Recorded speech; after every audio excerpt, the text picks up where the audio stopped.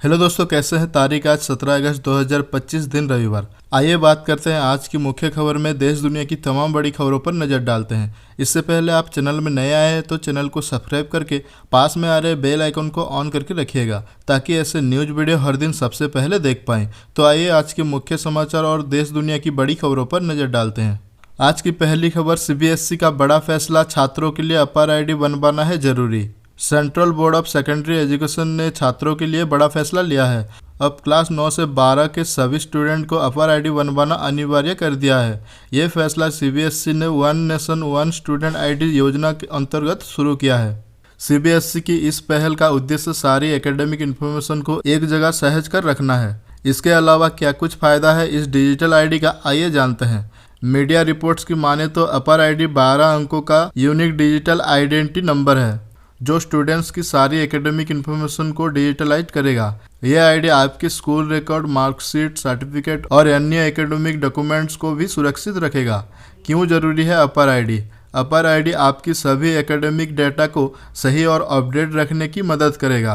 इससे डुप्लीकेशन पर भी रोक लगेगा। यह डिजिलॉकर और एकेडमिक बैंक ऑफ क्रेडिट जैसे प्लेटफॉर्म से आसानी से जुड़ेगा। सीबीएसई का ये कदम नई शिक्षा नीति और डिजिटल इंडिया विजन को मजबूत करेगा। अगली खबर देखिए, 17 से 21 अगस्त तक देश में तूफानी बारिश का अलर्ट, इन राज्यों में मचेगी तबाही। मौसम विभाग ने देश के कई हिस्सों में भारी बारिश की चेतावनी जारी की है। अगले 6 दिनों तक 25 से ज़्यादा राज्यों और केंद्र शासित प्रदेशों में मानसून जोर पकड़ेगा। हवाएं 25 किलोमीटर घंटा की रफ्तार से चलेगी, जिससे कई इलाकों में भारी बारिश होगी। किसानों के लिए यह बारिश फसलों के लिए वरदान साबित हो सकती है, लेकिन बाढ़ और जलभराव का खतरा भी बढ़ सकता है। कोंकण, गोवा, केरल, कर्नाटक, मध्य भारत और पूर्वोत्तर राज्यों में सबसे ज़्यादा बारिश की संभावना है। वहीं पश्चिमी राजस्थान, हरियाणा और दिल्ली एनसीआर में बारिश कम होने से सूखे जैसे हालत बन सकते हैं। देश में मानसून का जोरदार प्रदर्शन। मानसून पूरे देश में अपनी ताकत दिखा रहा है। पिछले कुछ दिनों की तुलना में अगले हफ्ते बारिश और तेज होगी। मौसम विभाग के मुताबिक 17 से 21 अगस्त के बीच कई राज्यों में भारी बारिश हो सकती है। इससे खेतों में पानी की कमी दूर होगी और किसानों को राहत मिलेगी, लेकिन कुछ इलाकों में जलभराव और बाढ़ का खतरा भी बढ़ सकता है। खासकर मध्य भारत, पश्चिमी और उत्तर पश्चिमी हिस्सों में बारिश का सिलसिला जारी रहेगा। उत्तर भारत में भी बारिश का जोर रहेगा। पूर्वी राजस्थान और उत्तराखंड में पूरे हफ्ते बारिश की संभावना है। हिमाचल प्रदेश और पश्चिमी उत्तर प्रदेश में 17 से 21 अगस्त तक लगातार बारिश होगी। अगली खबर देखिए, अलास्का में ट्रंप का शक्ति प्रदर्शन, सिर के ऊपर से गुजरा B-2 बम्बर, देखते रह गए पुतिन। अमेरिका के राष्ट्रपति डोनाल्ड ट्रंप और उनके रूसी समकक्ष व्लादिमीर पुतिन की अलास्का में हुई मीटिंग की चर्चा दुनिया भर में है। लेकिन ये बैठक केवल शांति समझौते के लिए ही नहीं, बल्कि अमेरिका के हल्के शक्ति प्रदर्शन का भी केंद्र बन गई। कूटनीति के लिए हो रही ये बैठक सैन्य ताकत का केंद्र तब और ज़्यादा बन गई जब ट्रंप के साथ रेड कार्पेट पर जाते हुए पुतिन के सिर ठीक ऊपर से अमेरिका का B-2 स्टील्थ बम्बर गुजरा। इसकी दहाड़ इतनी तेज थी कि राष्ट्रपति पुतिन खुद को ऊपर देखने से रोक नहीं पाए। सोशल मीडिया पर ट्रंप और पुतिन के हाथ मिलाने के दौरान साथ में नजर आ रहे B-2 बम्बर्स और F-22 रैप्टर जेट विमानों के कई वीडियो सोशल मीडिया पर वायरल हो रहे हैं। विमानों की तरफ देखने के लिए जैसे ही पुतिन ऊपर देखते हैं, ट्रंप उनका ध्यान अपनी ओर बटा लेते हैं। इसके बाद दोनों नेता एक लिमोजिन में सवार होकर बैठक के लिए रवाना हो जाते हैं। अगली बड़ी दुखद खबर आ रही है, नहीं रहे झारखंड के शिक्षा मंत्री रामदास सोरेन। दिल्ली में निधन, सीएम हेमंत सोरेन ने जताया शोक। झारखंड सरकार के स्कूली शिक्षा, साक्षरता एवं निबंधन विभाग के मंत्री रामदास सोरेन का शुक्रवार की रात को दिल्ली के अपोलो अस्पताल में इलाज के दौरान निधन हो गया। उनके निधन की खबर से पूरे झारखंड में शोक की लहर दौड़ गई। रामदास सोरेन के बड़े बेटे सोमेश सोरेन ने अपने पिता के आधिकारिक एक्स हैंडल से इस दुखद सूचना को साझा किया।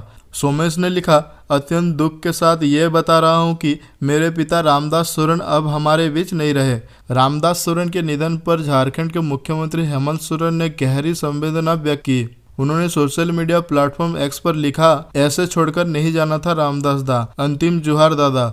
वहीं पूर्व केंद्रीय मंत्री और भाजपा के वरिष्ठ नेता अर्जुन मुंडा ने एक्स पोस्ट पर लिखा, झारखंड के शिक्षा मंत्री एवं घाटशिला के विधायक रामदास सोरेन के निधन का अत्यंत ही दुखद समाचार प्राप्त हुआ। ईश्वर दिवंगत आत्मा को अपने श्री चरणों में शान दे एवं शोकाकुल परिवार को दुख सहन करने की शक्ति प्रदान करे। अगली खबर देखिए, फास्टैग एनुअल पास की धमाकेदार शुरुआत, पहले दिन 1.4 lakh booking. National highway authority of India ने स्वतंत्रता दिवस के खास मौके पर 15 अगस्त 2025 को फास्टैग सालाना पास को धमाकेदार तरीके से लॉन्च किया। ये पास देश भर के चुनिंदा राष्ट्रीय राजमार्गों और नेशनल एक्सप्रेसवे पर मौजूद करीब 11 से 50 टोल प्लाजाओं पर लागू होगा। इस पास ने पहले ही दिन लोगों का दिल जीत लिया और यूजर्स ने इसे हाथों हाथ लिया। फास्टैग सालाना पास की बुकिंग 15 अगस्त से शुरू हुई और पहले ही दिन इसने धूम मचा दी। शाम 7 बजे तक करीब 1.4 लाख यूजर्स ने इस पास को खरीदा और एक्टिवेट किया। इतना ही नहीं, पहले दिन टोल प्लाजाओं पर 1.39 लाख ट्रांजैक्शन दर्ज किए गए। हर समय 20,000 से 25,000 यूजर्स राजमार्ग यात्रा ऐप का इस्तेमाल कर रहे हैं। इस पास के साथ टोल शुल्क में शून्य कटौती की सुविधा मिल भी रही है, जिसके लिए यूजर्स को तुरंत SMS अलर्ट मिल रहे हैं। यात्रा को और सुगम बनाने के लिए NHAI ने हर टोल प्लाजा पर अपने अधिकारियों और नोडल अधिकारियों को तैनात किया है। अगली खबर देखिए, क्या हार्दिक पांड्या की वजह से IPL कमेंट्री से हुई थी इरफान पठान की छुट्टी, सामने आया बड़ा सच। इंडियन प्रीमियर लीग IPL 2025 के कमेंट्री पैनल में जब टीम इंडिया के पूर्व खिलाड़ी इरफान पठान का नाम शामिल नहीं किया तो खबर ये फैली कि कुछ क्रिकेटर इरफान से खुश नहीं है। इसमें टीम इंडिया के दिग्गज बल्लेबाज रोहित शर्मा और विराट कोहली का नाम सामने आया था, लेकिन सच्चाई कुछ और थी और इसका खुलासा इरफान पठान ने एक इंटरव्यू के दौरान किया है। रिपोर्ट्स के मुताबिक टीम इंडिया के ऑलराउंडर हार्दिक पांड्या की वजह से इरफान पठान को IPL 2025 की कमेंट्री का मौका नहीं मिला। हालांकि इसकी पुष्टि अभी तक नहीं हुई है। रिपोर्ट्स के मुताबिक इरफान पठान को इस सीजन कमेंट्री से हटाने की कहानी IPL 2024 में शुरू होती है, जब रोहित शर्मा को हटाकर हार्दिक पांड्या को मुंबई इंडियंस का कप्तान बनाया जाता है। इससे हार्दिक की काफ़ी आलोचना हुई थी। पिछले साल मुंबई इंडियंस का प्रदर्शन अच्छा नहीं था। इस दौरान इरफान पठान ने हार्दिक पांड्या की काफ़ी आलोचना की थी। इसके बाद टीम इंडिया ने उसी साल T20 वर्ल्ड कप का खिताब जीत लिया और हार्दिक के दिन बदल गए। IPL 2025 के शुरू होने से पहले इरफान पठान की कमेंट्री पैनल से छुट्टी हो गई। तब खबर आई कि कई खिलाड़ी इरफान से खुश नहीं है। इसमें हार्दिक पांड्या का नाम भी शामिल हो गया था। अगली खबर आ रही है द बंगाल फाइल्स। यहाँ 2 संविधान चलते हैं, एक हिंदुओं का एक मुसलमानों का। दर्शकों को झकझोर कर रख देगी the Bengal files trailer. Film the Bengal files का धमाकेदार ट्रेलर सामने आ गया है। विवेक रंजन अग्निहोत्री द्वारा निर्देशित ये फिल्म पश्चिम बंगाल के हिंसक राजनीति ऐतिहासिक को दिखाती है।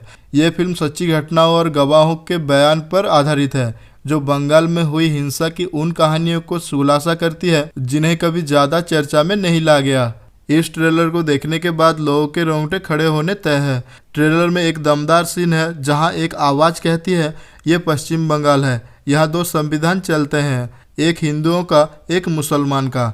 यह डायलॉग बंगाल के सामाजिक और राजनीतिक तनाव को उजागर करता है। ट्रेलर में और एक किरदार कहता है, बंगाल सिर्फ जमीन का टुकड़ा नहीं, भारत का लाइट हाउस है। यह फिल्म सांप्रदायिक तनाव, राजनीतिक खेल और ऐतिहासिक स्मृतियों को गहराई से दर्शाती है। द बंगाल फाइल्स विवेक अग्निहोत्री की फाइल्स तरह का हिस्सा है, जिसमें द कश्मीर फाइल्स और द ताशंकद फाइल शामिल है। फिल्म में मिथुन चक्रवर्ती, अनुपम खेर, पल्लवी जोशी, दर्शन कुमार और सिमरन कौर जैसे कलाकार हैं। अगली खबर आ रही है, पड़ोसी देश पाकिस्तान में भी इन दिनों भारी बारिश हो रही है, जिसके चलते देश के कई हिस्सों में बाढ़ जैसे हालात पैदा हो गए हैं। शुक्रवार को खैबर पख्तूनख्वा के कई जिलों में भीषण बाढ़ आ गई है, जिसमें सड़कों, पुलों, इमारतों, बिजली संयंत्रों समेत इंफ्रास्ट्रक्चर को भारी नुकसान हुआ है, जबकि 200 से ज़्यादा लोगों की जान गई है। प्रांतीय आपदा प्रबंधन प्राधिकरण के मुताबिक अभी भी बाढ़ से हुई नुकसान का आकलन लगाया जा रहा है। हालांकि अब तक 7 घरों के पूरी तरह से नष्ट होने, 38 को भारी नुकसान पहुंचने की जानकारी मिली है। इनमें ज़्यादातर स्वात जिले में है। PDMA के मुताबिक बाढ़ में 3 स्कूल भी नष्ट हुई है, 3 अन्य क्षतिग्रस्त हो गए हैं। डान की रिपोर्ट के अनुसार इसने चेतावनी दी है कि खैबर पख्तूनख्वा में अलग अलग इलाकों में 21 अगस्त तक बारिश का दौर जारी रहने का अनुमान है।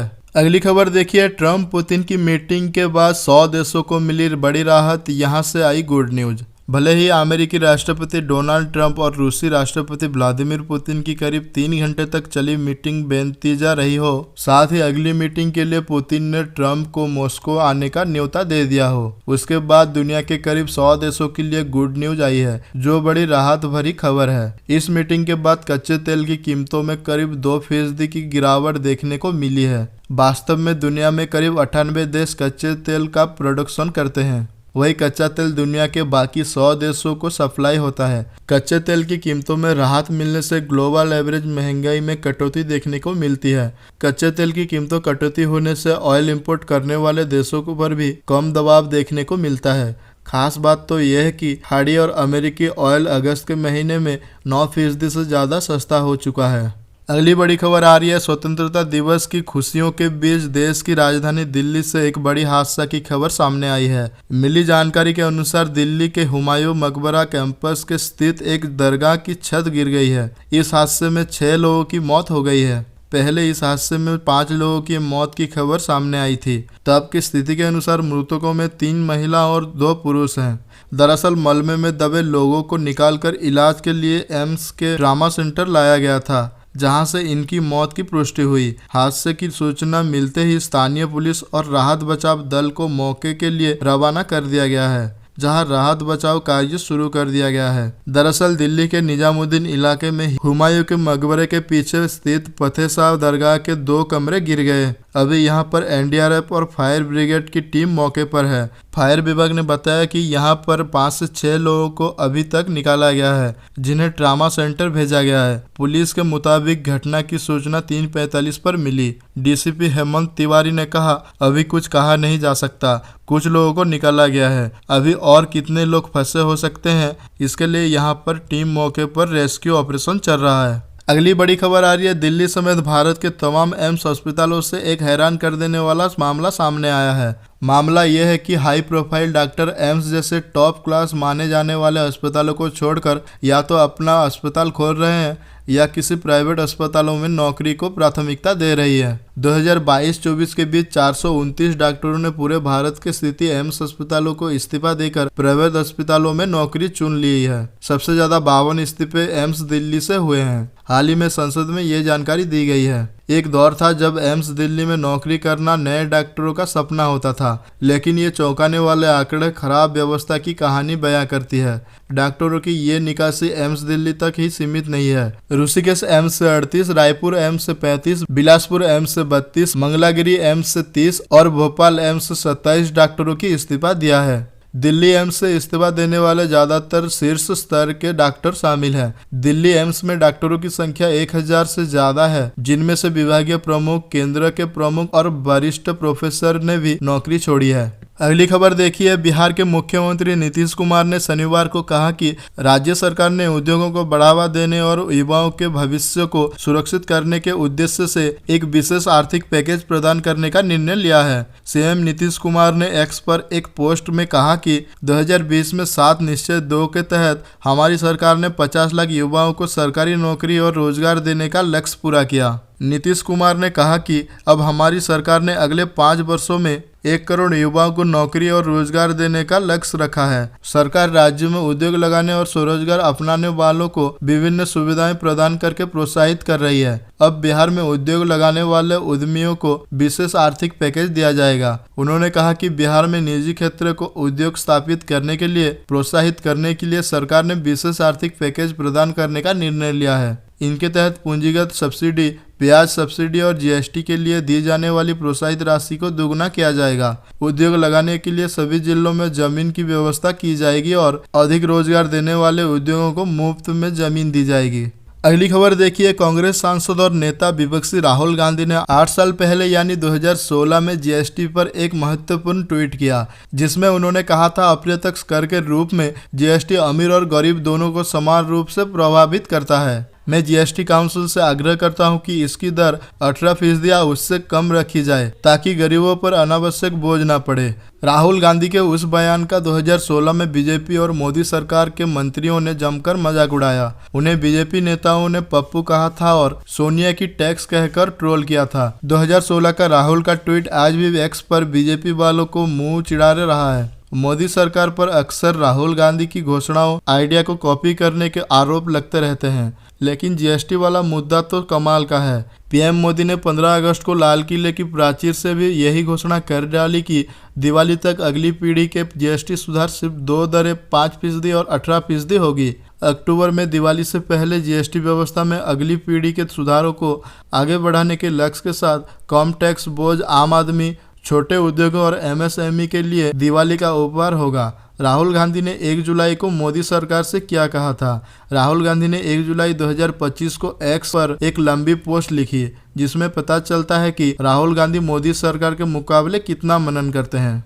अगली बड़ी खबर आ रही है, पीएम किसान योजना की 20वीं किस्त रुकी, घर बैठे ऑनलाइन करें ये काम, मिल जाएगी 2000 रुपए। प्रधानमंत्री किसान सम्मान निधि योजना की 20वीं किस्त 2 अगस्त 2025 को जारी की गई। इस बार लगभग 9.70 करोड़ किसानों को 2000 रुपए उनके बैंक खातों में सीधे ट्रांसफर किए गए। इसके बावजूद कई किसानों की शिकायत है कि उनके खाते में राशि नहीं आई। दरअसल जिन किसानों की ई-केवाईसी अधूरी है या आधार कार्ड बैंक खाते में लिंक नहीं है, उनकी किस्त रोक दी गई है। वही भूमि सत्यापन न होने, बैंक डिटेल्स में त्रुटियां, एक ही परिवार के कई सदस्यों की ओर से योजना का लाभ लेना भी भुगतान रोकने का कारण हो सकता है। ऑनलाइन घर बैठे ऐसे कराएं ई-केवाईसी। पीएम किसान की आधिकारिक वेबसाइट pmkisan.gov.in पर जाएं। होम पेज पर ई-केवाईसी विकल्प पर क्लिक करें। 12 अंकों का आधार नंबर डालकर सर्च करें। आधार से जुड़े मोबाइल नंबर पर ओटीपी आएगा, उसे भरें। स्क्रीन पर ई-केवाईसी सक्सेसफुली सबमिटेड का संदेश दिखाई देगा। अगर आपके आधार से मोबाइल नंबर लिंक नहीं है तो पास के सीएससी केंद्र पर जाकर बायोमेट्रिक के जरिए ई-केवाईसी पूरी करवाई जा सकती है। समस्या बनी रहे तो किसान हेल्पलाइन नंबर